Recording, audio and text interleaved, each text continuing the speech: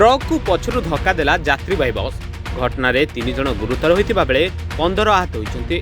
16 number जातीय राजपथर भद्रक ग्रामांचल थाना अधीन रिलायंस पेट्रोल पंप निकट में यह दुर्घटना घटी। बसटी भुवनेश्वर बारिपदा अभिमुखे जाउथिबा बेले एक ट्रक को पछरु धक्का देइथिला। खबर पाई घटनास्थल में अग्निशम कर्मचारी माने सेठारे पहुंची यात्री को उद्धार कर भद्रक मेडिकल में भर्ती करिसेंती।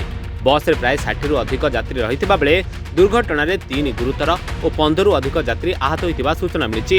खबर पाई भद्रक विधायक पहुंची यात्री को अधिक चिकित्सा पाई त्वरित भावे कटक स्थानांतर पाई व्यवस्था करिसेंती।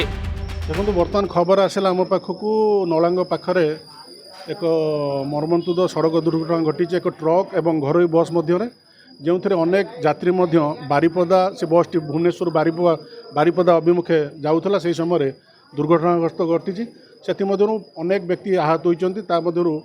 जड़े 2 जन अत्यधिक गुरुतर होबारु आम कटक बड़ मेडिकल को स्थानांतर करूँ। जड़े महिला संपूर्ण पादटी कटि जाइए। कटक एसीबी कर्तृपक्ष सहित कथा हो सारूँ। एठू पेसेंट को आम स्थानांतर कर सारूँ कटक एसीबी को। भावुची निश्चिंत आउ जो मैंने आसी पहुँचला अवस्था कौन अच्छे देखिए से अनुसार आम निष्पत्ति नेबू।